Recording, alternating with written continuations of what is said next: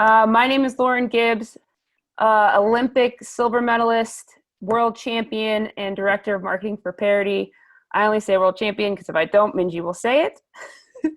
And today we are talking about, I'm going to shorten the very long title, but we're talking about finding our light. So on video, pictures, all that with Gia Goodrich. I'm going to read her bio so I don't botch it. So Gia Goodrich is a gay, mixed, Black, ADHD having, award-winning photographer, director, and educator whose mission is to empower others to see themselves differently, take up space, and build a powerful personal brand by showing up authentically. Girl, the floor is yours. Oh, thank you. That's so delightfully awkward to sit through that, but I appreciate you as a hype person, you know?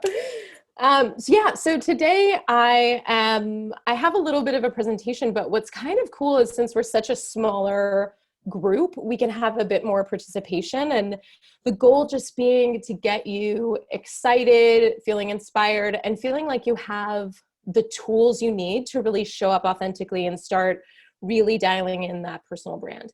Because I think COVID has all taught us that if we aren't showing up online and if there isn't that kind of digital way that people can connect with us, people start to forget about us.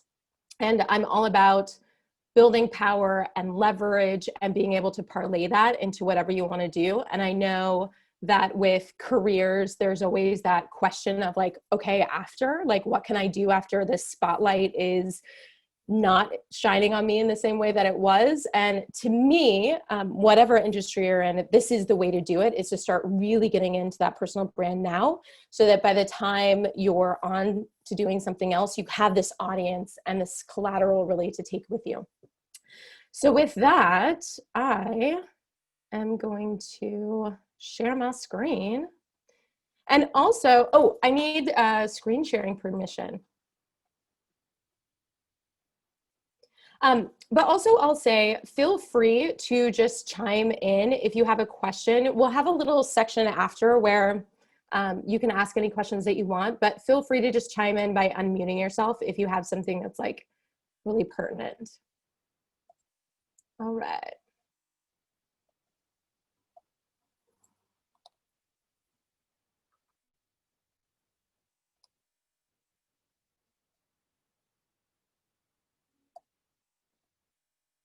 Okay, so as Lauren said, this is me. I'm going to show this little like 20-second thing, provided it decides to work on us.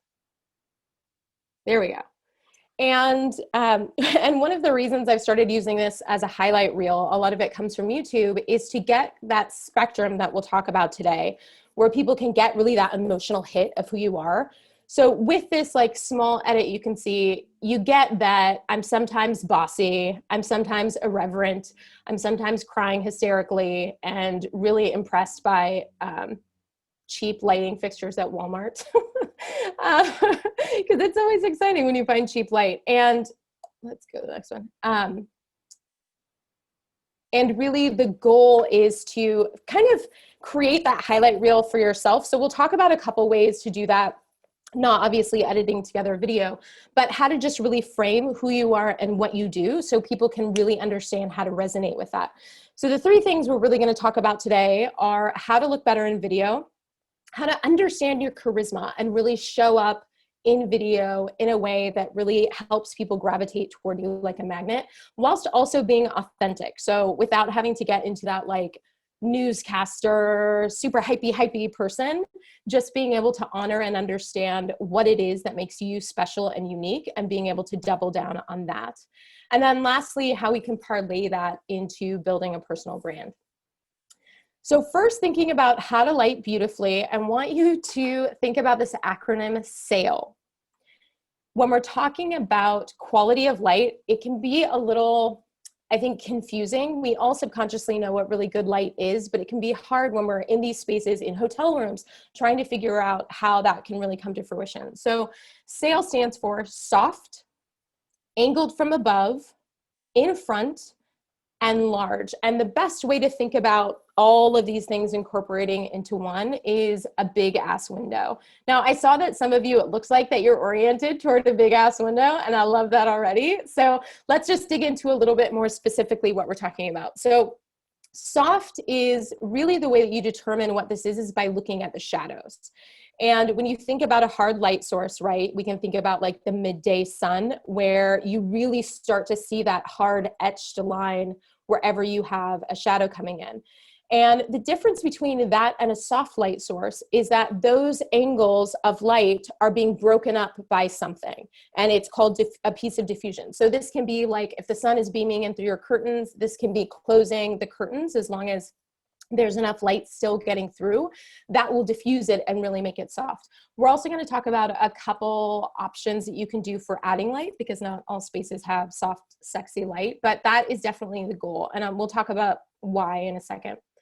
The next is angled from above. Now, when you think about how we experience light in the natural world, right, it's always coming from the sky. So it always has this downward angle when it's coming toward us. So this is really what tells our brains that this is natural, this is pleasing, and it allows us to focus really on you. Because this is why, like, when it comes to lighting in general, this is why we're focusing on it, is we want, like, let's say, in this circumstance, right, where you were all listening to me, if there's something about my lighting that is distracting, there's always going to be a part of your brain, even if it's operating below your awareness, that's pulling toward that distracting element. So not only is it like, of course, we want it to be the most flattering and, and look the most babylicious, but it's also about how can we pull focus so people can really focus in on our face. So whenever we see lighting that is coming from typically that kind of 45-degree angle, that's kind of the optimal situation that we have. So in that example on the right, you can see in her pupils is a ring light, which ring lights can be awesome for sure as a transportable way to create light for yourself. But I would recommend, instead of placing it right here, tipping it up a little more and angling it down. So we have that kind of light. And the key thing to look at is, and this is kind of a harder light, so you can really see the shadows. So if it's a diffused or soft light source, you aren't necessarily going to see shadows that are this harsh. But what you're looking for is, see how there's this little shadow here and a little shadow underneath the chin. That's telling us about that angle. And this is actually called butterfly light, because this little shadow looks like a butterfly. But if you think about in terms of flattering, most of us are not so excited about this area under here. So it also, that angle chisels us. And yeah, it's just super sexy, This is why we want soft light, and also the directionality of light is a big one. So when we look at the light on the right, the side light, I have a YouTube video about it. It's called in the industry in photography raking light. And so you can think of it, I always model this for people, like taking your fingernails and raking across the skin. That's what the light is doing on your face. So whenever you are angled slightly away from that light source, that directionality is going to pull out every pore, every texture. It's really going to be kind of harsh and mucky. With men, a lot of times, if you'll see men, if you Google lighting tutorial or whatever, men a lot of times will advocate for this kind of, it's called Rembrandt, this kind of 3/4 directional light. And that can look okay on some people, but generally speaking, dudes make stuff for dudes and they aren't really thinking about women's needs. And so just ignore that. So what we're thinking about is trying to create a light source that is coming at us from the front, or the majority coming from the front, because that way we're going to smooth out texture. We're going to create this kind of even light source so people can really focus on our eyes and and really keeping it beautiful. So those are really the key. The keys to this is really trying to figure out how to get those few elements coming together. Now, so when we're thinking about it, we want more of the face as the focal point. So you want to have the majority of the light really streaming in on your face. We want big, bright eyes, which is, if you have a light source that's coming in from the front, you'll see what are called catch lights. So you'll see a little bit of that reflection, which really brightens up your eyes. And we want consistency throughout the frame. So this is, again, like when, when it's angled to the side, you'll have like one side that's super light, one that's dark, and all that good stuff. And then we want less specular highlights. And these are the type of highlights that happen when the light isn't necessarily angled from above, or if the light source is really hard. And that's when you start to get like the white patches that are showing up. That really means that the light needs to be softened more. So you can do that by backing away a little bit from the light source, or by trying to add some diffusion. So those are things like curtains. And then texture, of course, by keeping the window or the light source in front of you, so you're not pulling out and raking out all that texture. And then the other thing is to think about crazy colors. So again, I have a video on this on YouTube to kind of break it down if you want to dig a little bit more deeply into it. But when we're thinking about the colors that exist, and I'm going to pull out, we're going to do a little exercise where I go in and look at each of your setups without judgment, as just like a learning moment. And we'll talk about color cast, because this is something, especially with different skin tones, the color of the bulbs that our eyes don't really see really register in our devices. So it's a difference between like looking sick or looking like an Oompa Loompa, or not having your skin tone really register at all. So we can talk about some of that as we go through.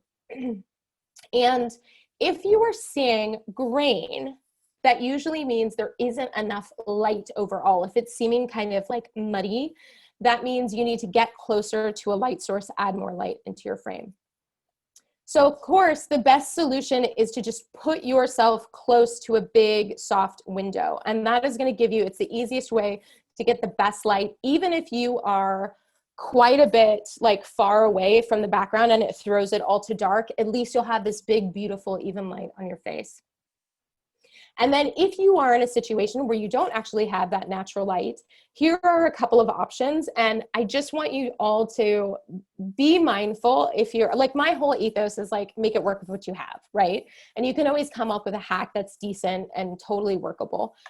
But it's easy to kind of fall into the way things are marketed and the solutions that are like hundreds or thousands of dollars to get perfect studio light and things like that. When in all honesty, in the cinema world, so like when I direct, a lot of times we'll use some of these solutions that are like under $100 and easily accessible. So my favorite is actually the paper lantern.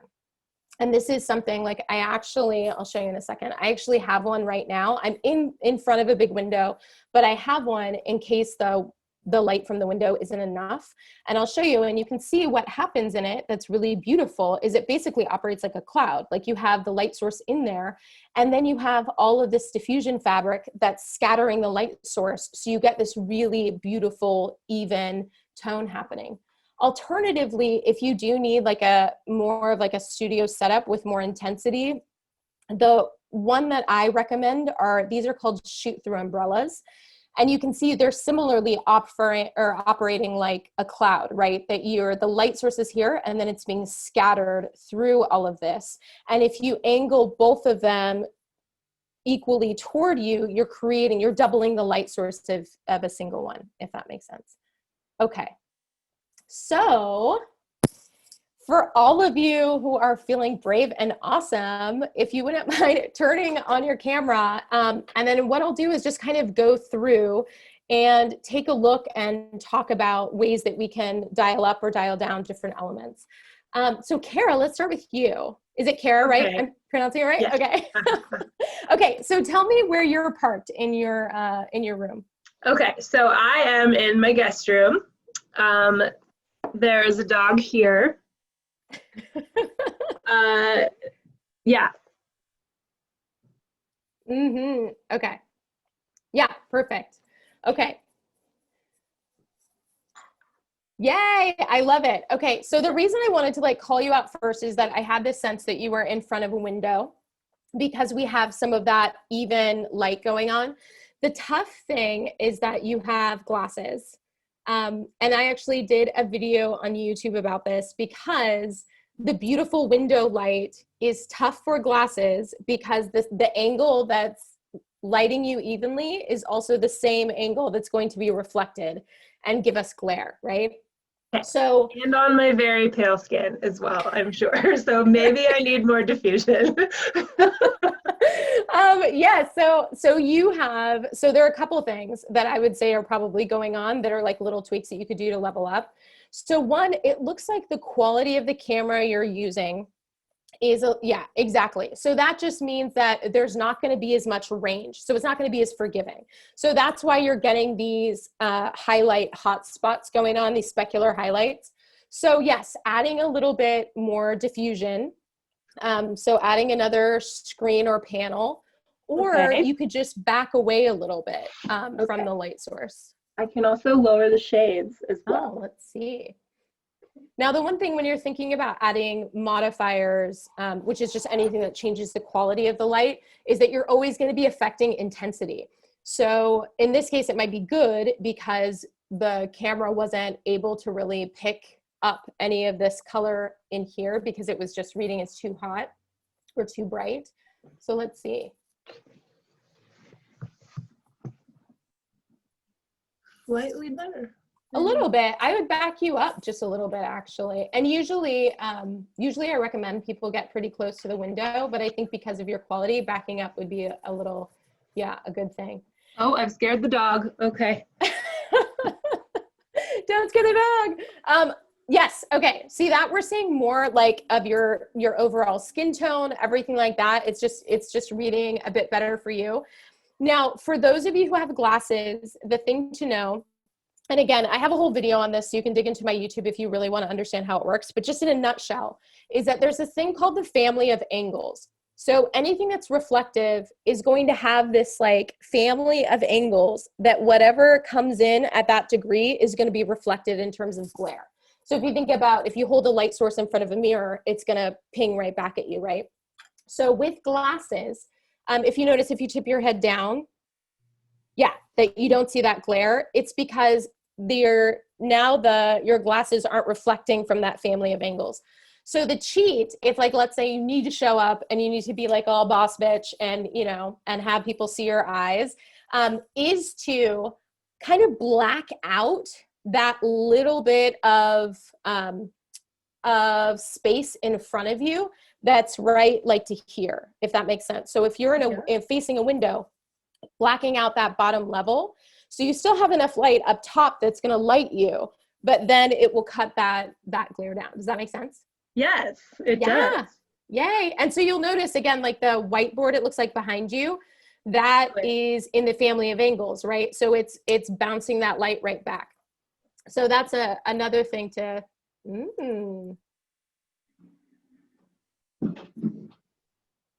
yeah, see, and then we can like dress it. Looking good. I don't know if I have anything to block the bottom. Let's try. Well, here, let's move on while you're kind of working that out. Do that. Yeah, let's. Okay. Yeah, and now you have some good tools. But yeah, so let's keep going. Actually, so Brittany, digging into. Thank you, by the way. Okay. Yeah, of course. Yeah. Brittany, let's talk about you for a second. So the thing about you that I love is I'm guessing you're on a phone.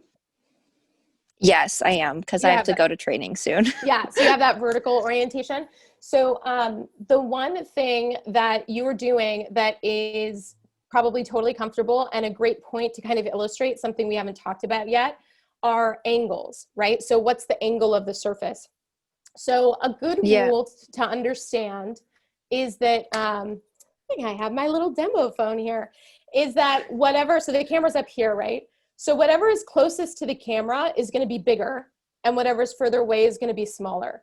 So when we're rotating it, all of a sudden, all of a sudden, if I'm here, up top is further away, right? And what's in the bottom is going to be closer.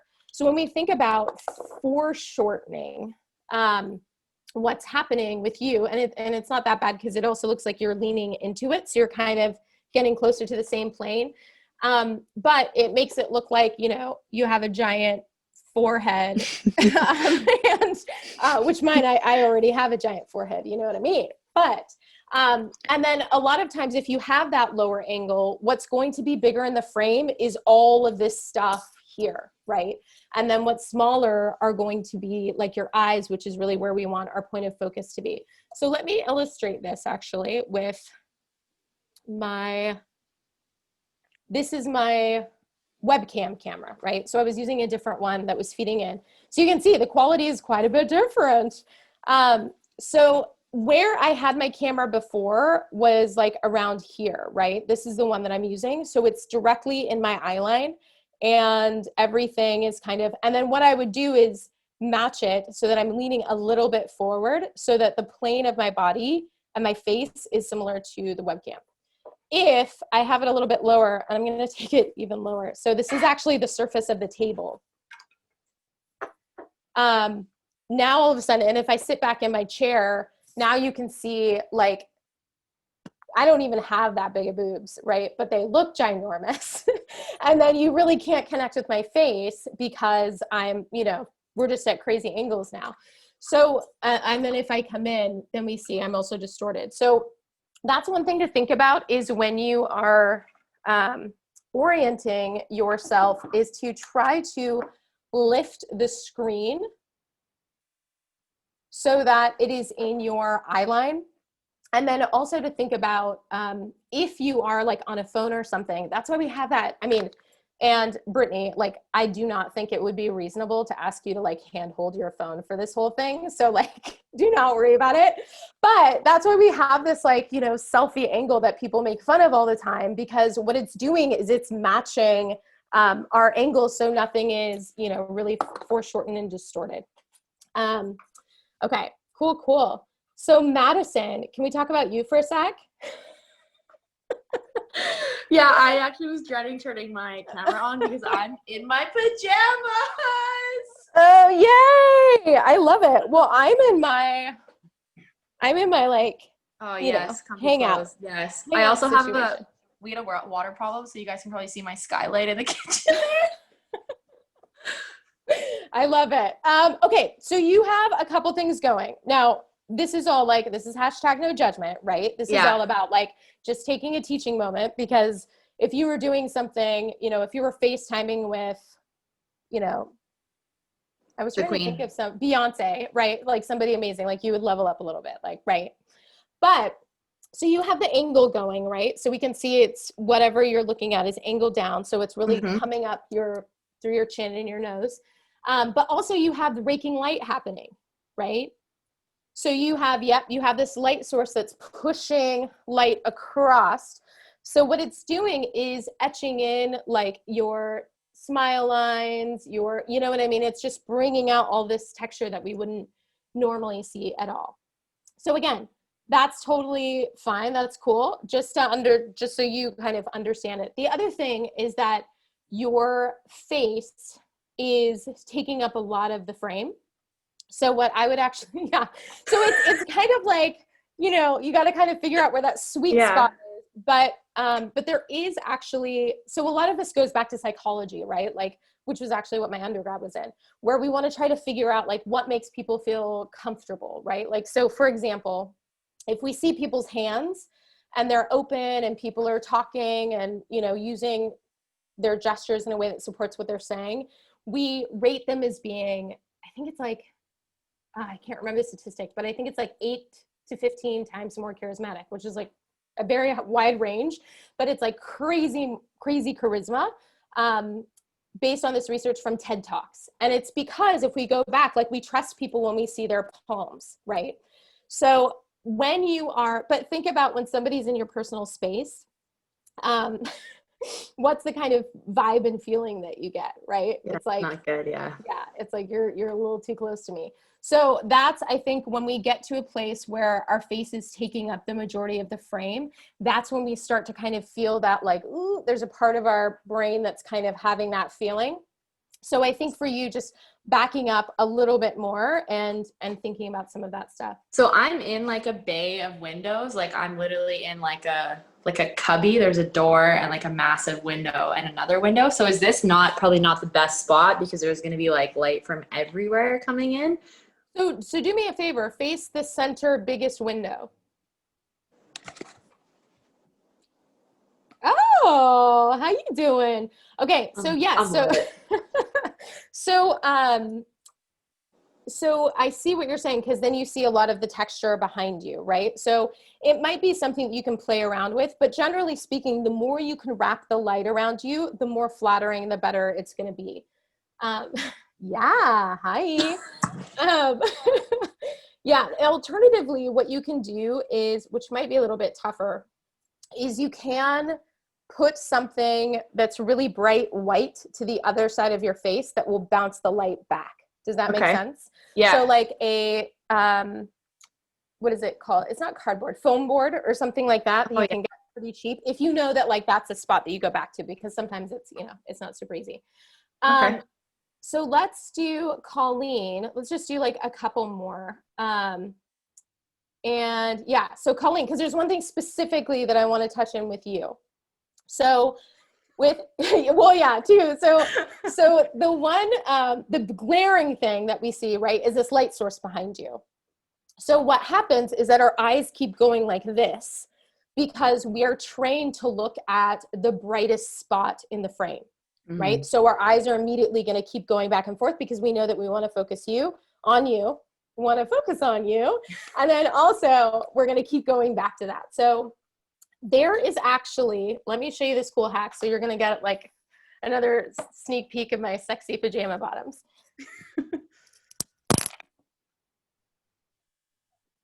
Okay.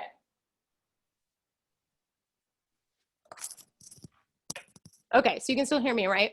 So this light, this is what it looks like all the way up, and which would be too bright to have in the background. So there's this little dimmer switch that you can get from a hardware store. It's like less than $12. And as long as you put a dimmer bulb in it, you can dim it down to where it needs to be. So it's a great, it's a great trick to have because you can carry it with you. So like if you know you're going to be in hotel rooms and the odds are that you're going to have a light back there, it adds something to the background as long as it's in the right ratio. So that's something you can bring into the equation. It's something we use in cinema all the time, like to make things look like a real environment, but in a way where the lighting ratios are balanced.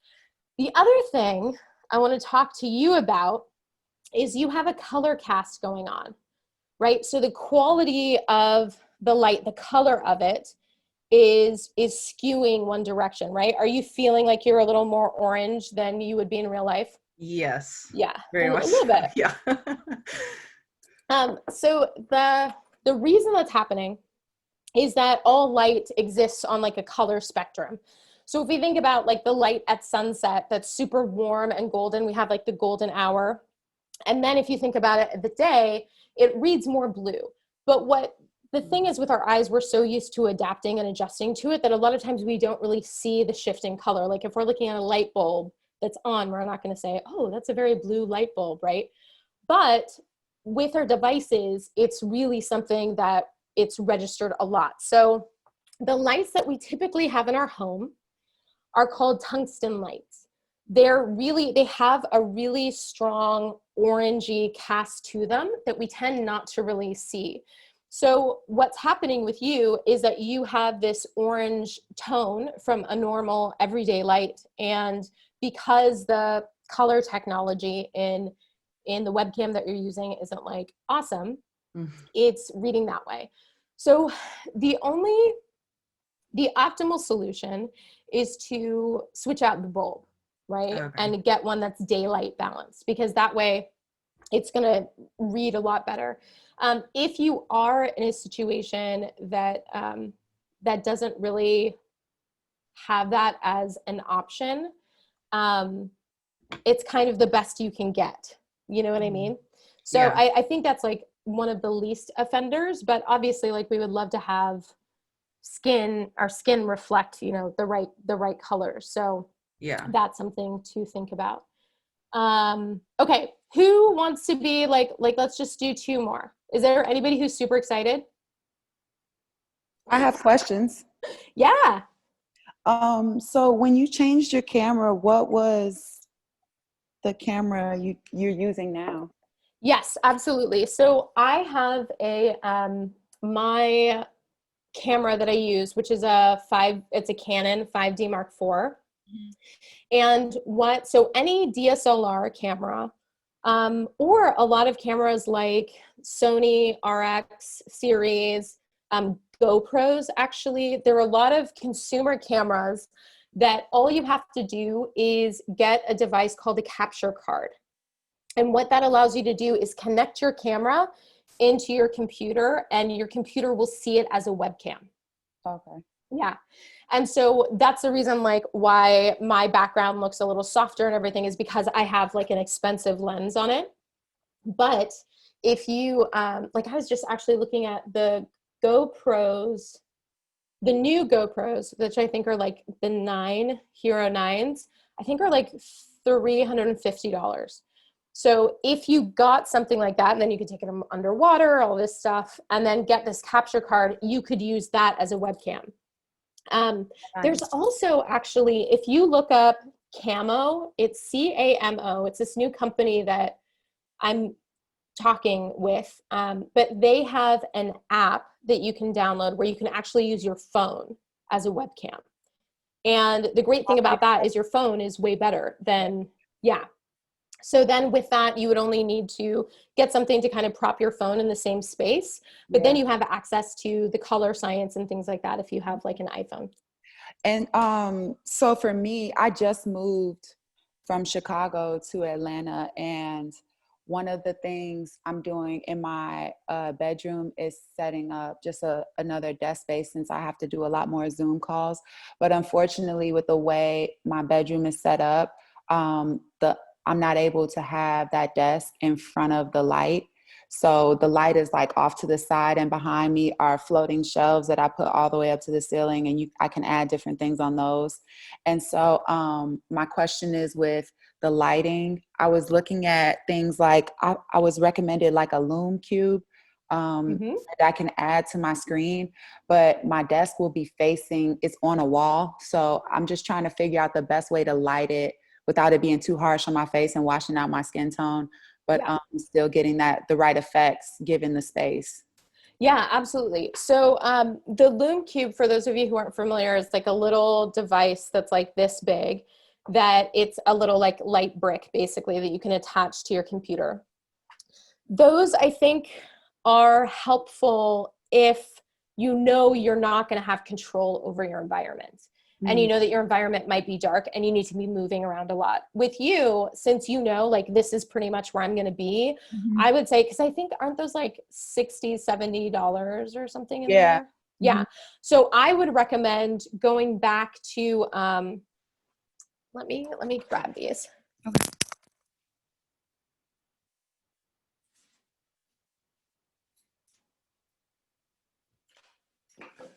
Yeah. So I would recommend getting what I showed a little picture of, which I think this kit was like a 3-light kit that I think was around the same amount, right? And then what you can do is, if you think about like how big, and just so you know, it's not bad luck to open an umbrella if it's specifically for lighting purposes. Okay. So you can see how big this is, right? Yeah. So now my light source, instead of being a little small brick, is this times 2. So so that's really helpful. The other thing, so I would put your money there. And then you can really move it around. The other thing, and we didn't really talk about this, in terms of color temperature, this is a big issue with like the photography world and in the movie landscape, is it was developed for white people by white people, right? So we, like, you know, they pretend like, oh, this color science is for everyone. Well, it's not. So one of the things that we notice, like with webcams, for example, is that they have a hard time registering deeper skin tones. And especially like with you, one thing that's great is that right now your background isn't bright white.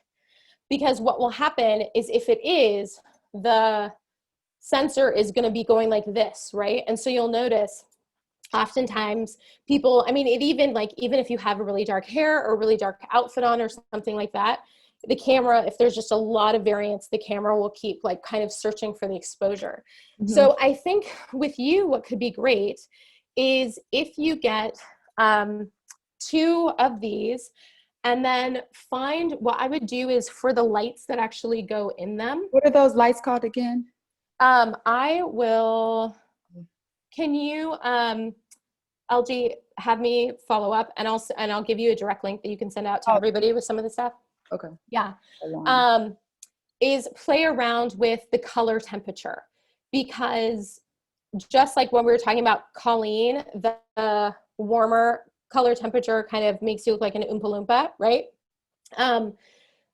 On the opposite end of that, some of the cooler tones can create a different color cast depending on what your undertones are, right? So you know which light is going to look good on you in terms of color-wise. So playing around a little bit with color temperature can really help skin tones register in, you know, in the best way that they should.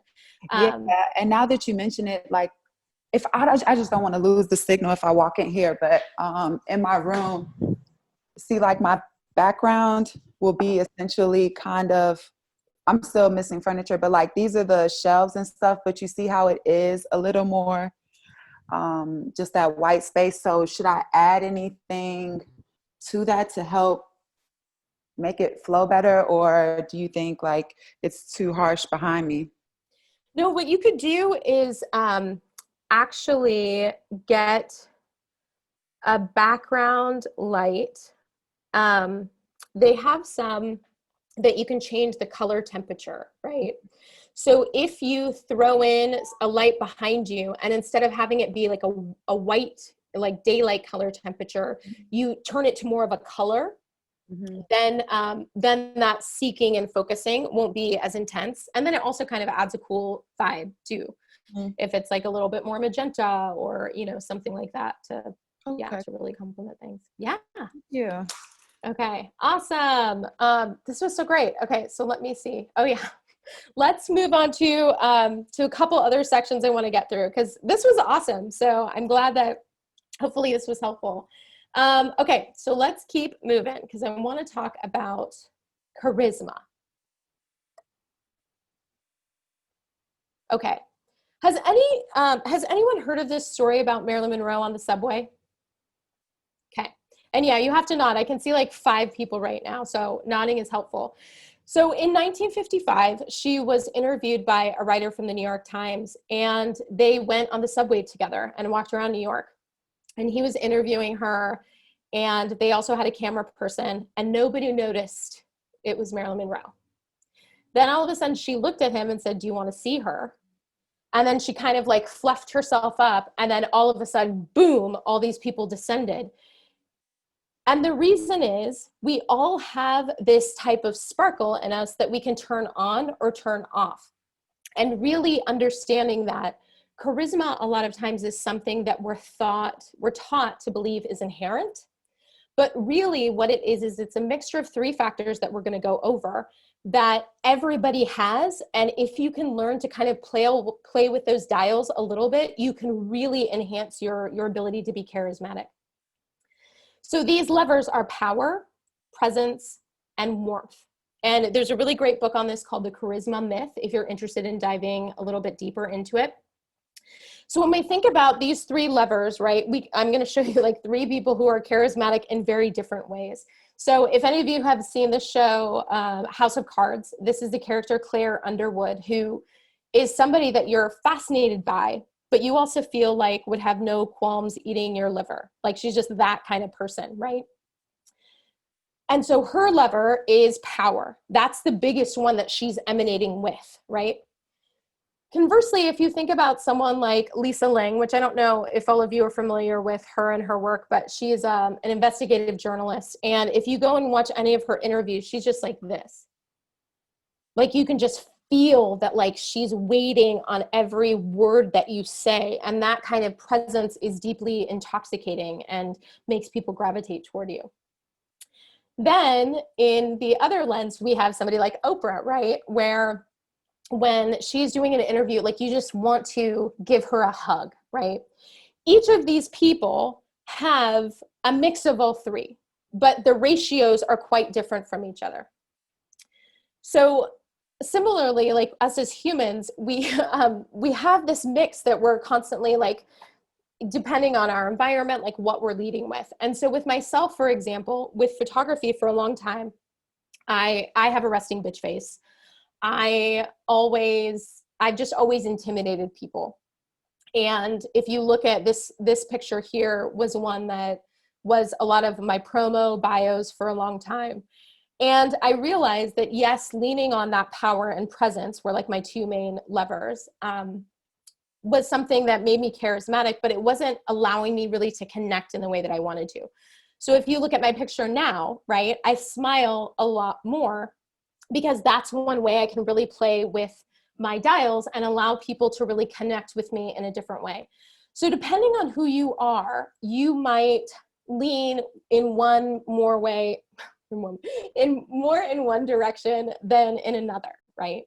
And depending on the context, when you're thinking about who you really want to connect with, what kind of power and influence you want to cultivate, whether it's really thinking about brands specifically, whether it's thinking about fans, what that is, being able to really understand what you lean toward and what you might want to cultivate is really helpful. So quickly to kind of go over what these different ways, the different ways that you can really play with these levers.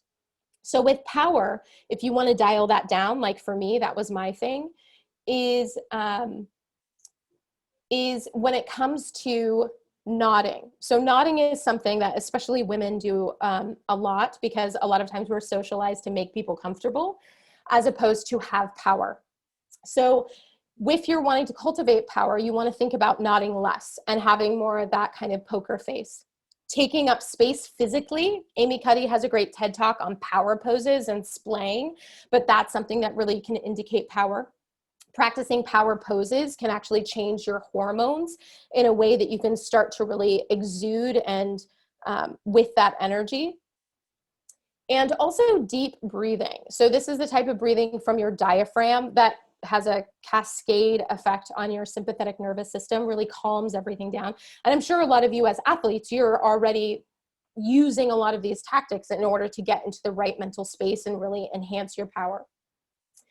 And then thinking about your chest voice. So one of the things I actually intentionally did in order to try to enhance my warmth is let me think about this. It's so hard now. One of my natural register is a bit lower and more monotone. And so you can see when I speak like this, I am naturally coming across with more of that energy. That's just that kind of like boss bitch, I don't give a fuck.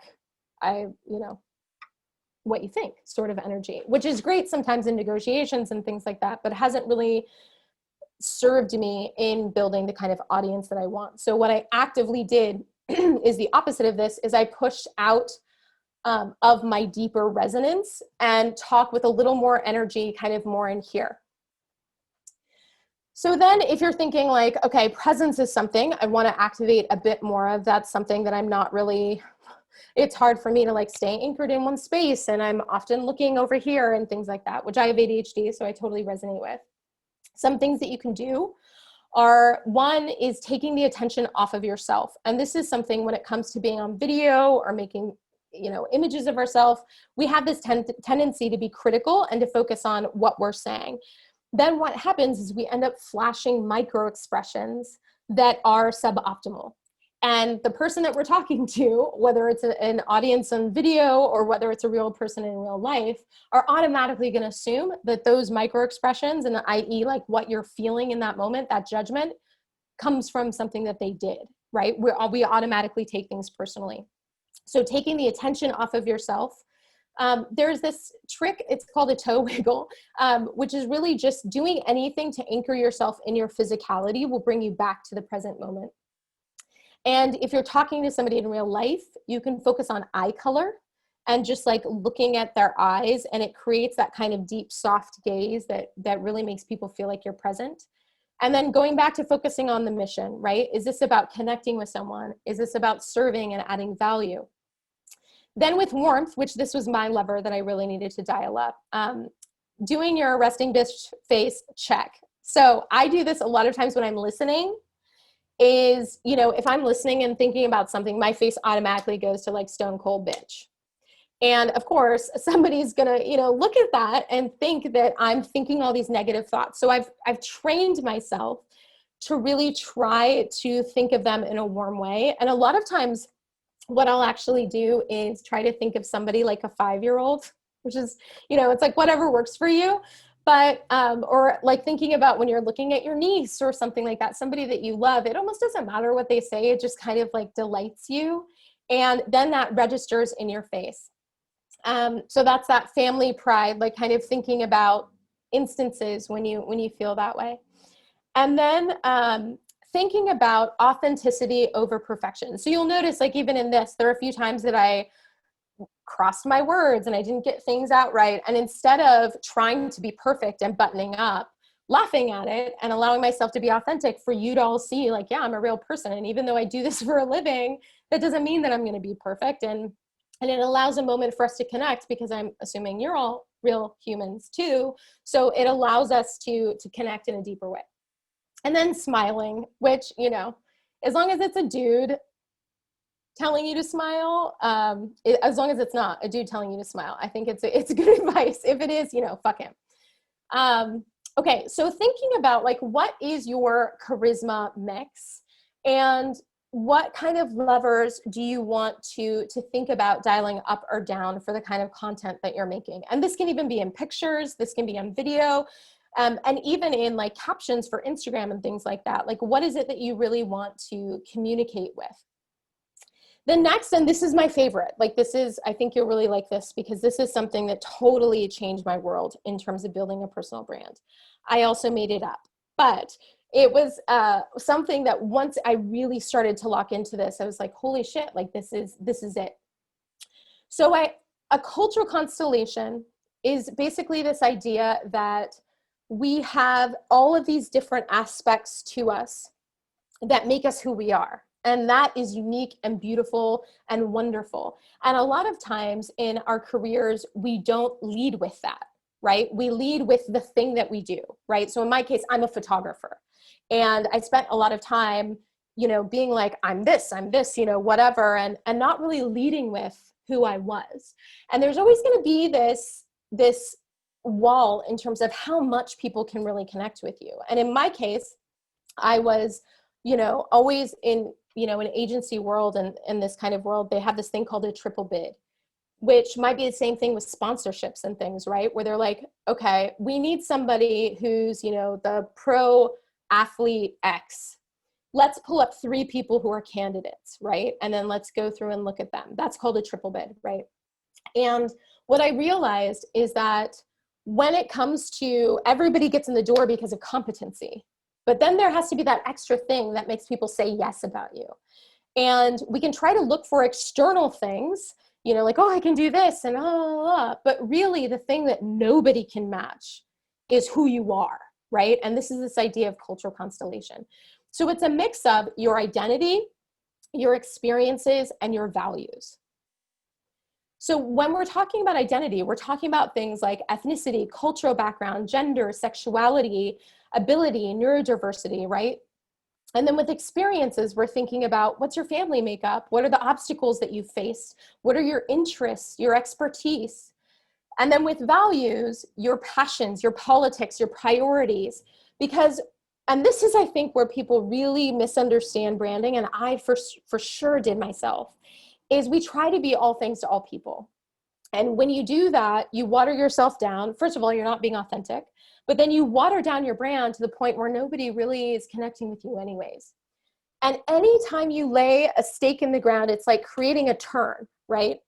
So we want to create these forks in the road that invite people to either say hell yeah or fuck no, right? So like for me, if you notice with my introduction, I say all the time, it's in my branding. It's like, yeah, I'm mixed, black, gay, ADHD having boss bitch, you know, like that's who I am. And if you don't like that I swear sometimes, if you don't like that I'm gay, if you don't like that I'm super liberal and I feel like, you know, politics are really fucked up right now, I feel like, you know, if you don't like me talking about these things, if you don't resonate with that energy, I'm inviting you over and over and over again to make your way to the door.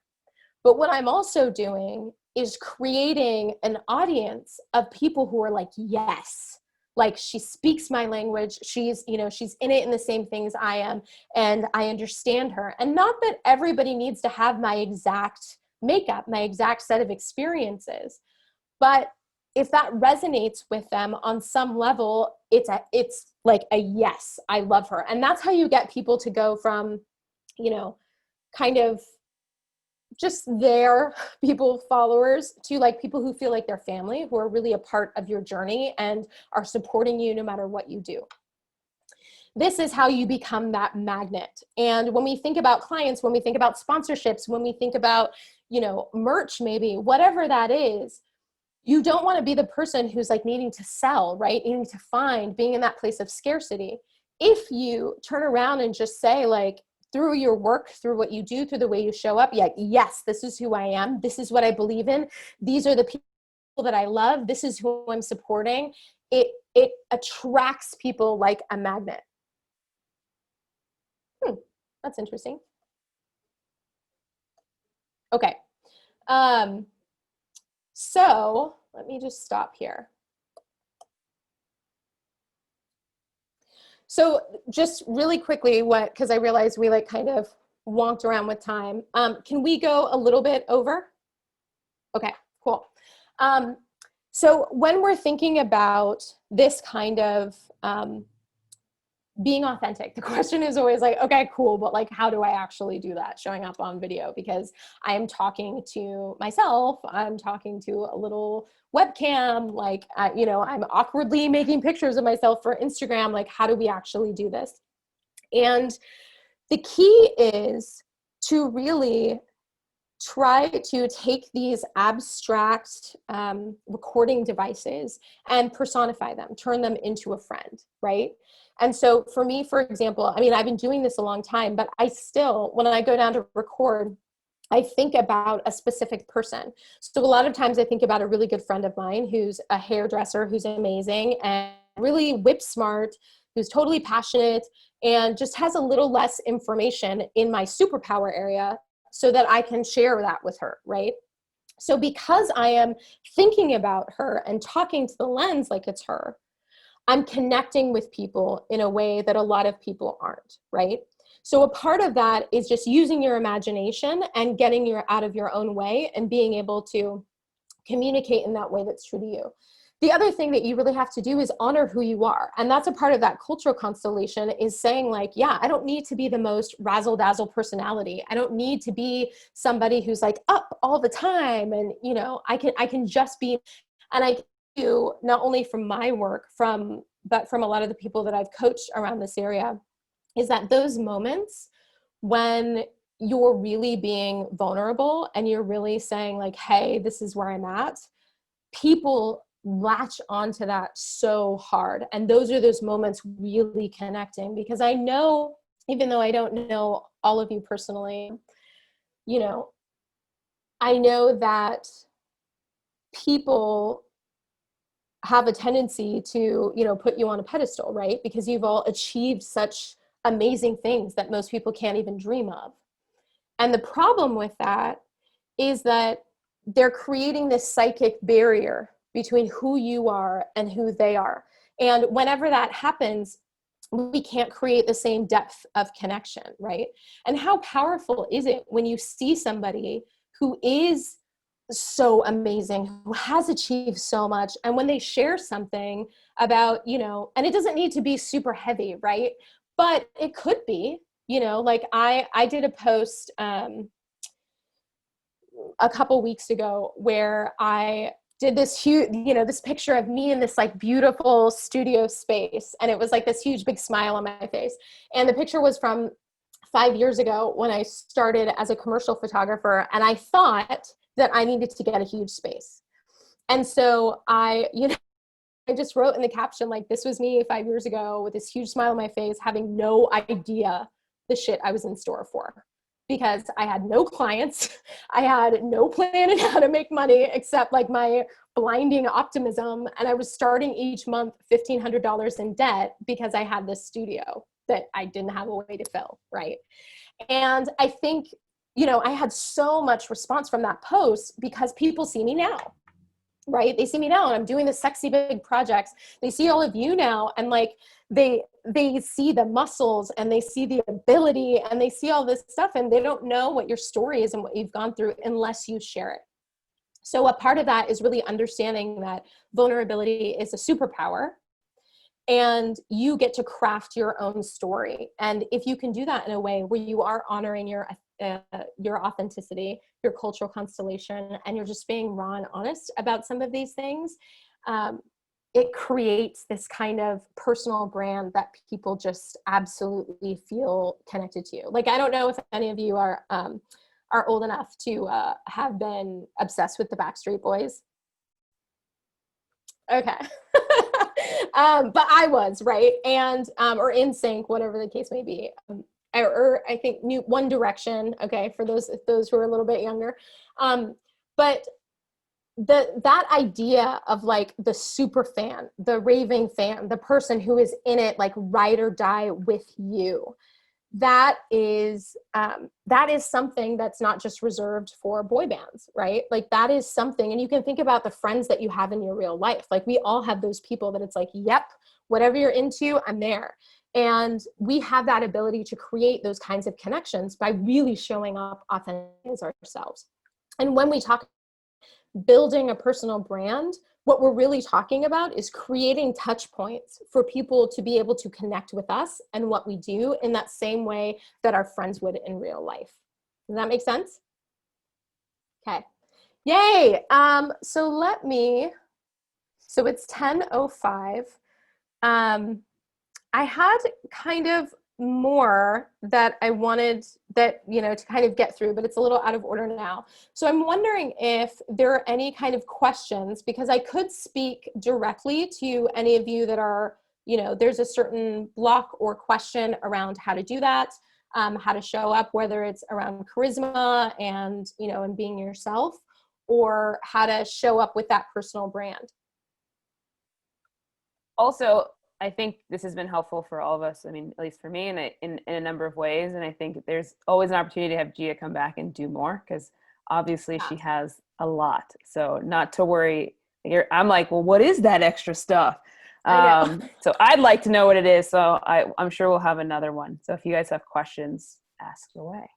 Yeah. Okay, and be brave.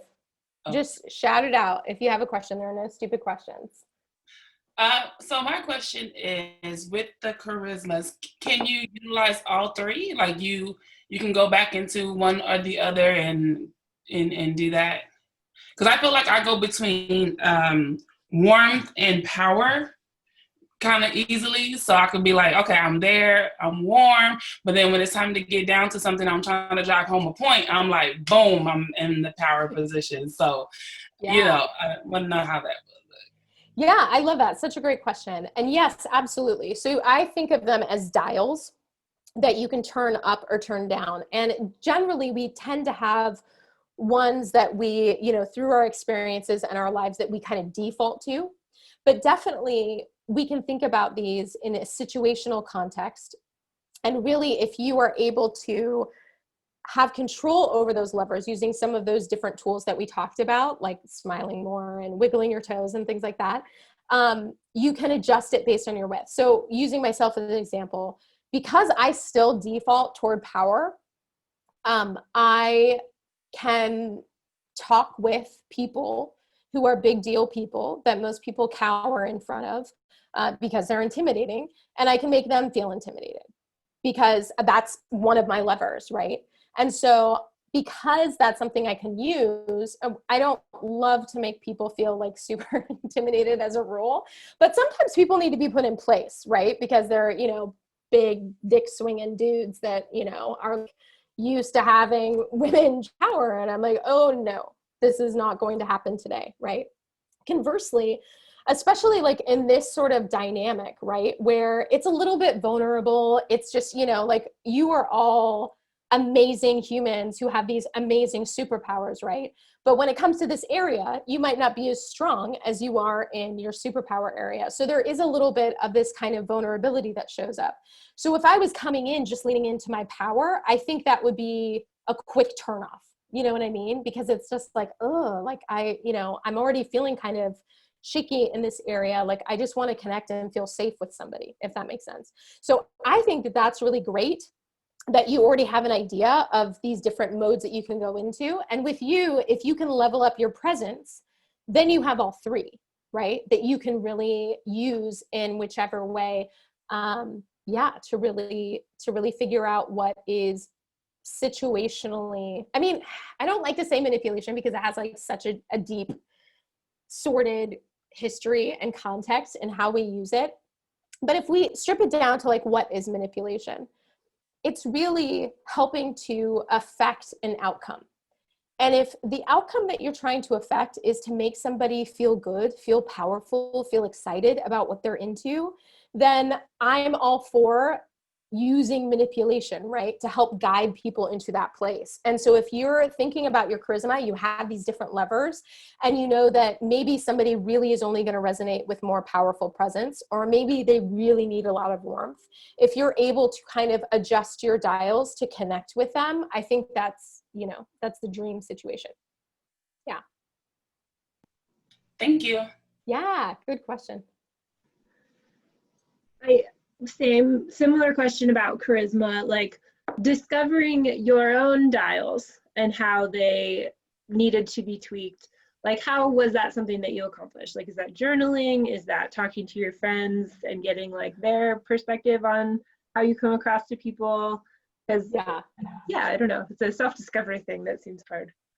Yeah, I think your friends are, you know, great windows into who you are, and also colleagues, right? For me, I got a lot of kind of whispers around, or just like, you know, maybe somebody who knew me for 6 months who were like, oh yeah, when I first met you, I was like, who is she? You know? And so when you start kind of asking around and paying attention, you can, you know, start to figure out like how your energy is resonating with people. And that's not to say that you have to change it at all, right? Like it's just about how it aligns with your goals. Because for me, if I wanted to, you know, be in a really like, if basically my job is about connection, even as a director and photographer on set, like my job is to take people who are feeling vulnerable about being in front of the camera and having 20 crew people look at them and get them into a space where they're feeling confident and powerful and awesome. So what I realized is that my power dial wasn't helping me affect that outcome. So then, you know, then I started playing around with, well, what is it that I can do? And I really started realizing that, you know, especially the listening is somewhere we give up a lot of charisma points, because it's easy to be in our heads.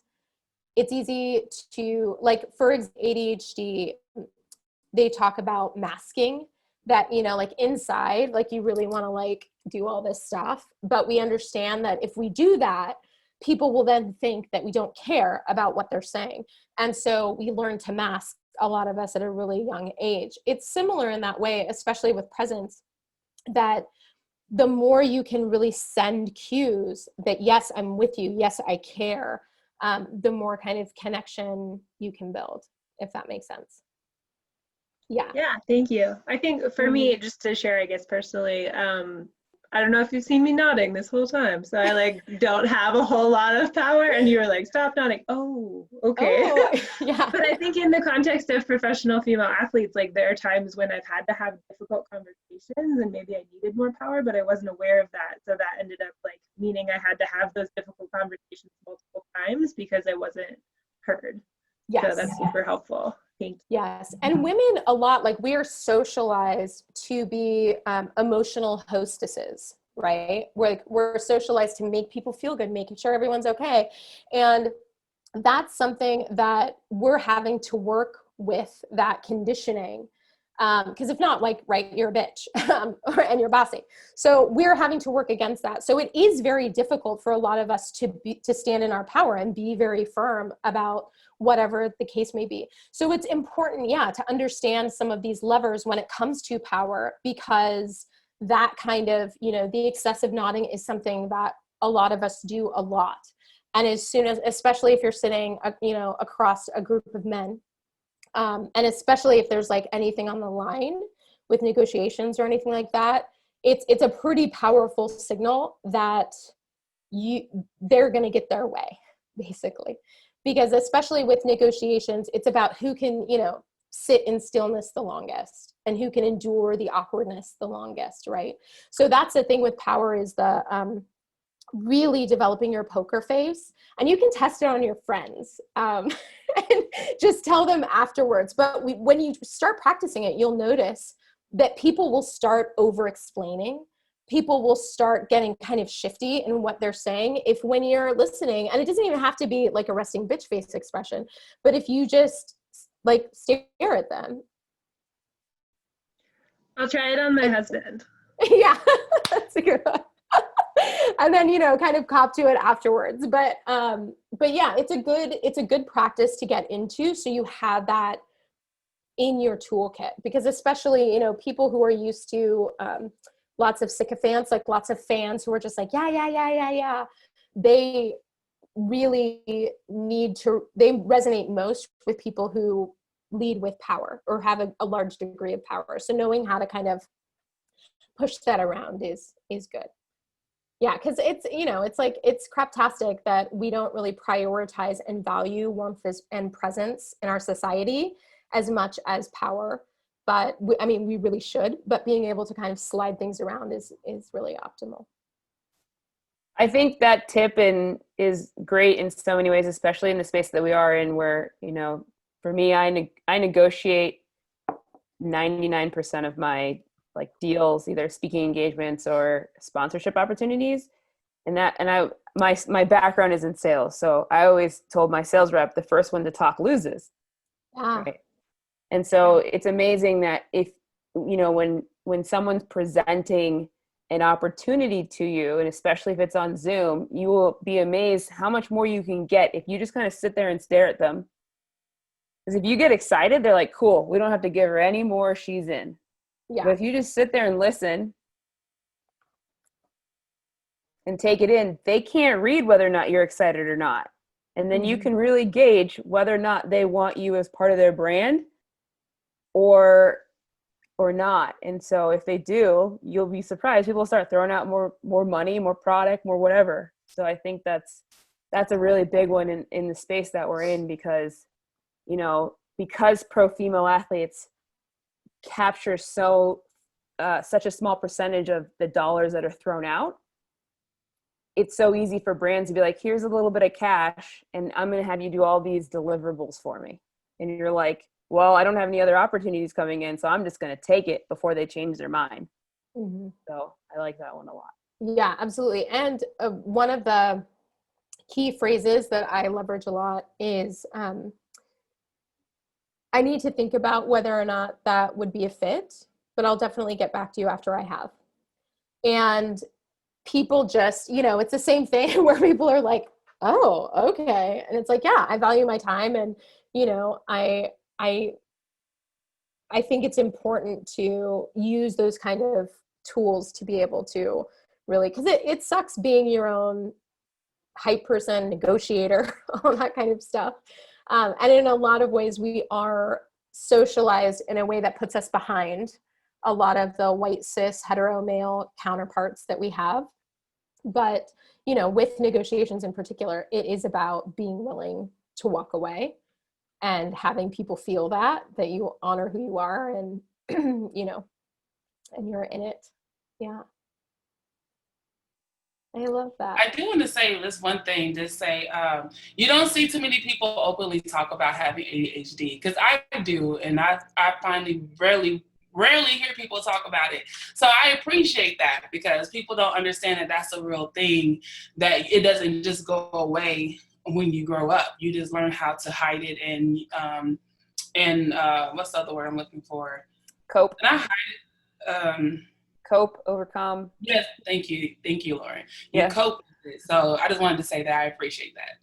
You're so welcome. And that was such a great tie-in to what I was talking about before. So thank you for that. Because, right, that's a fork in the road, right? Somebody might not be into it, want to hear about it, whatever. And so those are those ways that we have now a connection that you might not have had with somebody else teaching similar content, because I'm showing up authentically as myself. The one thing about, about that I'll say is everything when you show up online, when you build a brand comes with trade-offs. And I'm sure all of you are aware of it, being people who are in the public eye, but the more that you are authentic and the more that you show up as who you are, and the more that you double down on that you-ness, which to me, like, that's your X factor. That's the thing nobody else can touch, is your cultural constellation, because you were the only person with a set of values, experiences, and your identity, right? The more you do that, the more it can sting when somebody comes for you, right? And for me, for example, like, I have a YouTube video that has 400,000 views. So there is, there are hundreds of comments that are just fucking lovely, that people are just like, oh my gosh, you're amazing. I think there have been like 5 that have stung, right? But they sting way more because I'm being myself, and because I am showing up as myself. So, I mean, I believe that it's totally worth it, but I do want to be transparent about that, because it is easier. And I think that's why so few people do that, why so few people are vulnerable and really show up as themselves, because it does make you a little vulnerable when people come for you, And I did a video talking about my identity and how rough it was growing up in pretty much like an all-white family, and understanding my internalized discomfort with my identity and my internalized racism, and really coming into this moment where, that's where that, that video of me just bawling came from, because it was like, this is my deepest wound. And I'm sharing it because I know there are other people in the world that are feeling the same way. And, to have people show up on that video and say shitty things, like, that was really tough for me. But it also, I'm just overwhelmed by all the positive, which is not to say it doesn't hurt, but it does, it is a thing that definitely can happen, and sometimes the comments are just silly. Like, I had somebody put in all caps, lip balm. And I was like, wow, just so you know, my lips do have lip balm on them. They just always look perma-chapped. So there. But, but yeah. Well, that's awesome. I think we could probably go on talking all day long, because I think there's a few of us with ADD. So I think we'll end there, but obviously I think everybody really enjoyed what you had to offer in all things. So thank you so much, Gia, and we will definitely have you back. Not to worry, this is being recorded, so you'll be able to have access to it and replay it over and over again and take notes. And I'd recommend following Gia online and looking at all of her YouTubes. Yes, I may have stalked you a little bit. No, I'm not. I don't care if you know that. So, yeah. So have a great day. Show up authentically. Find your light, and just do you, boo boo. All right, we'll see you guys next time. Thank you all. You're awesome. Bye. Thank you. Bye.